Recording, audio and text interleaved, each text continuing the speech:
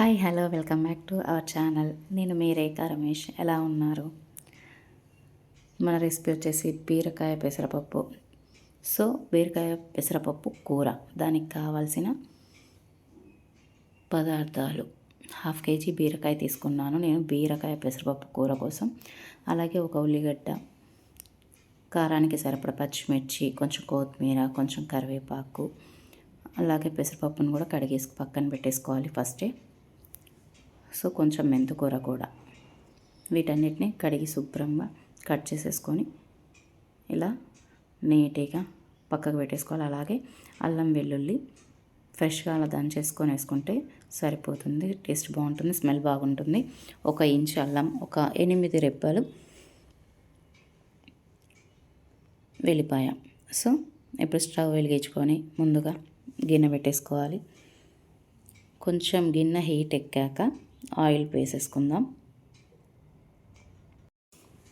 కొంచెం ఆయిల్ గిన్నె హీట్ ఎక్కాక వేసుకోవాలి. గిన్నె హీట్ ఎక్కాక ఆయిల్ వేసేసుకుంటే త్వరగా ఆయిల్ కూడా హీట్ ఎక్కువ అవుతుంది. కూరకి సరిపడా ఆయిల్ తీసేసుకుందాం. నేనైతే 100 ml వేస్తున్నాను. బీరకాయ పెసరపప్పు కూర కనుక 100 ml ఆయిల్ తీసుకుంటున్నాను. ఆయిల్ కాస్త హీట్ ఎక్కాక తాలింపు గింజలు 1 స్పూను,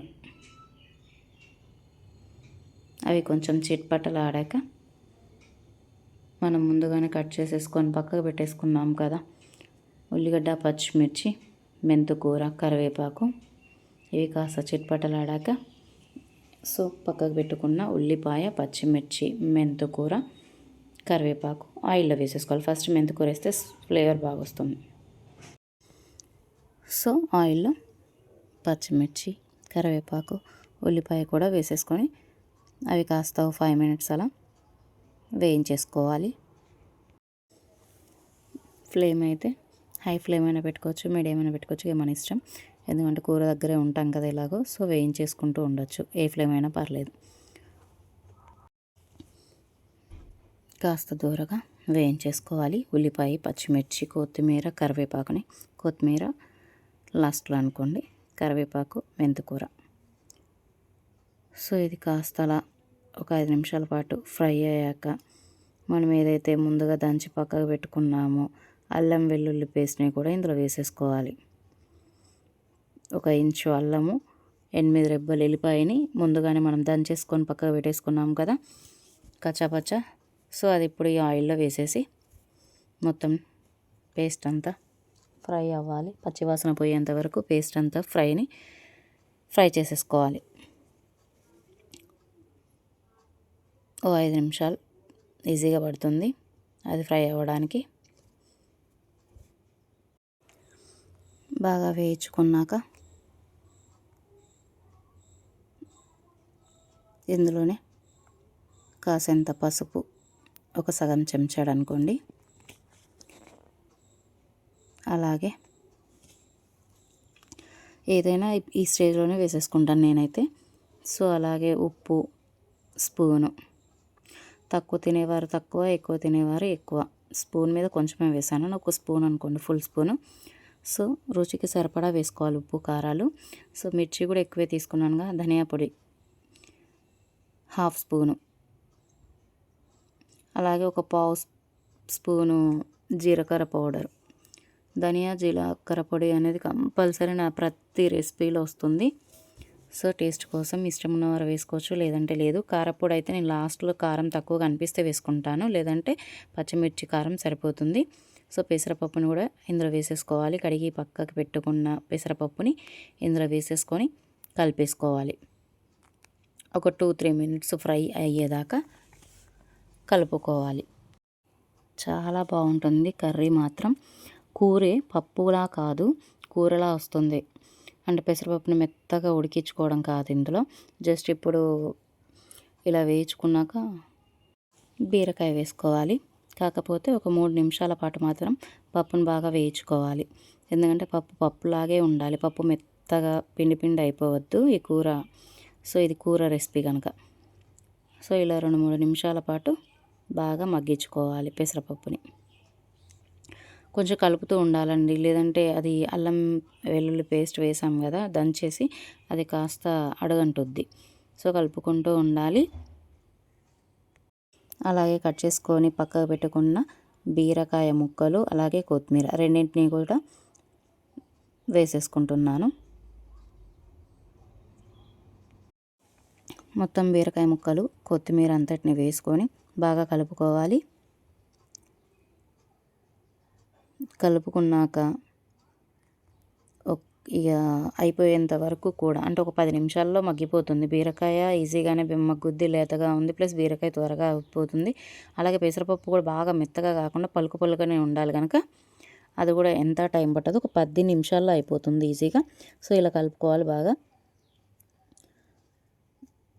మరీ చెప్తున్నా, బీరకాయ పెసరపప్పు కూర ఇది పప్పు కాదు, పప్పు రెసిపీ కాదు. పప్పు అయితేనేమో పప్పులో వేసేస్తాం, పప్పు మెత్తగా ఉడకబెట్టేసి బీరకాయలు వేసేస్తాం. ఇది అలా కాదు. సో పప్పు అనేది పప్పులాగే ఉంటుంది, మంచిగా ఉంటుంది, టేస్టీగా వక్కలు ఉండి రుచి బాగా ఉంటుంది కూడా ఈ పప్పు కూర. సో ఇలా మొత్తం మంచిగా కలిపేసేసుకోవాలి. బీరకాయను పెసరపప్పుని కలుపుకున్నాక ఒక 10 నిమిషాల పాటు మగ్గబెట్టుకోవాలి. ఇందులో వాటర్ కూడా యాడ్ చేసేది ఉండదు, కేవలం మూత పెట్టుకొని, ఆ మూత పెట్టడం వల్ల 2-3 చుక్కల వాటర్ ఇలాగ వస్తుంది కదా ఆవిరికి. సో ఆ వాటర్తోనే, ఆ పడే వాటర్తో లోపల పడి వాటర్ ఆవిరికి ఇక అది మగ్గుద్ది. ఇలా మూత పెట్టుకుంటూ మధ్యలో మూతను తీస్తూ చూసుకుంటూ ఉండాలి కర్రీని. అంటే అడుగు అంటుతుంది కదా, అడుగు అంటకుండా కలుపుకుంటూ ఉండాలి అంతే. చాలా టేస్టీగా ఎమ్మీగా ఉంటుంది కర్రీ, మాత్రం అద్భుతంగా ఉంటుంది. ఇది ఒక వీడియో చేయడానికి ఇంత టైం పడుతుంది, కానీ లేదంటే 10 నిమిషాలు రెసిపీ అయిపోతుంది. చాలా ఈజీగా ఫాస్ట్గా చేసేసుకోవచ్చు. 1/2 కేజీ బీరకాయ అలానే వండేసుకుంటే ఎంత కాదు కదా కర్రీ.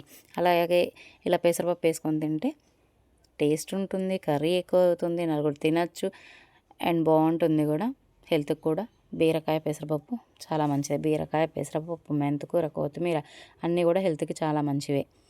సో మధ్యలో చూసారు కదా, అలా అడుగంటుద్ది అల్లం వెల్లుల్లి పేస్ట్ వేయడం వల్ల. అందుకు కలుపుకుంటూ ఉండాలి. ఎందుకంటే ఆయిల్లో మాత్రమే కదా ఈ కర్రీ చేసేది, మనం వాటర్ వేసుకోము కదా, అందుకనేసి. పెద్దగా టైం కూడా తీసుకోదు కర్రీ, 10 నిమిషాల్లో అయిపోతుంది ఆల్మోస్ట్. చూడండి కర్రీ దగ్గర పడ్డట్టే. ఎందుకంటే పప్పు జస్ట్ పలికిప్పితే చాలు మెత్తదనంగా, అంతే తప్ప మెత్తగా 80-90% ఉరకద్దు. దీంట్లో కేవలం ఒక 50-60% మాత్రమే మగ్గాల ఆ పెసరపప్పు అనేది. సో ఇలా ఇక మధ్యలో మూతను పెట్టుకుంటూ కలుపుకుంటూ చూసుకుంటూ ఉండాలి అడుగంటకుండా. ట్రై చేయండి రెసిపీని ఖచ్చితంగా, చాలా బాగుంటుంది, ఈజీగా అయిపోతుంది, హెల్త్కి మంచిది, పిల్లలకి పెద్దలకు కూడా కర్రీ బాగా నచ్చుతుంది, టేస్ట్ బాగా ఉంటుంది. అయితే ఈ టైంలో చూసుకోండి ఉప్పు కారం. నాకు కొంచెం కారం తక్కువ అనిపించింది, సో సగం చెంచాడు మాత్రమే వేసుకుంటున్నాను. మీకు అక్కర్లేదు అనుకుంటే మీరు అలానే చేసేసుకోవచ్చు. మేము కొంచెం కారం ఎక్కువ తింటాం కానీ మాకు కొంచెం తక్కువగానే అనిపించింది. అందులోని బీరకాయ కూడా కాస్త తీయగే ఉంటుంది కదా, కారం పడుతుంది కాస్త ఎక్కువే. తక్కువ తినేవారు తక్కువ, ఎక్కువ తినేవారు ఎక్కువ వేసుకోవచ్చు. సో మన ఇష్టాన్ని బట్టి ఏదైనా అడ్జస్ట్ అనేది మన ఇష్టాన్ని బట్టి ఉంటుంది.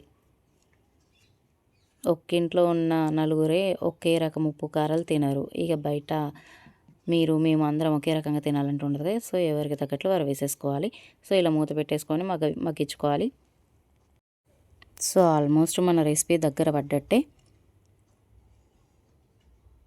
కరెక్ట్గా 10 నిమిషాలు, పావు గంటలో వండేసుకోవచ్చు మనం కూర. బాక్స్కి కానీ, పిల్లల బాక్స్కి కానీ, ఆఫీస్లకు కానీ ఈజీగా త్వరగా చేసేసుకోవచ్చు. అండ్ పాడు కూడా అవ్వదు, కర్రీ బాగుంటుంది. ఫ్రై లాగే ఉంటుంది కనుక టమాటాలు కూడా వేసుకోము ఇందులో, ఫ్రై లాగే ఉంటుంది. పిల్లలకు కలిపేసి పెట్టినా కూడా చాలా టేస్టీగా ఉంటుంది. రైస్ తినే టైం దాకా కూడా బాగుంటుంది. పప్పు తగులుతూ ఉంటుంది పంటి కింద, చాలా మంచిగా అనిపిస్తుంది కర్రీ తింటూ ఉంటే. సో ఇక స్టవ్ ఆఫ్ చేస్తున్నా. స్టవ్ బంద్ చేశాక ఒక 5 నిమిషాల పాటు అట్లా వదిలేసి మూత తీసుకొని చూసుకుంటే మన బీరకాయ పెసరపప్పు కర్రీ ఎంతెంతో రుచికరమైన అద్భుతమైన కర్రీ రెడీ అయిపోయినట్లే. సో గిన్నెలోకి తీసేసుకోవడమేగా. ట్రై చేయండి ఖచ్చితంగా, మీరు కూడా చాలా బాగుంటుంది.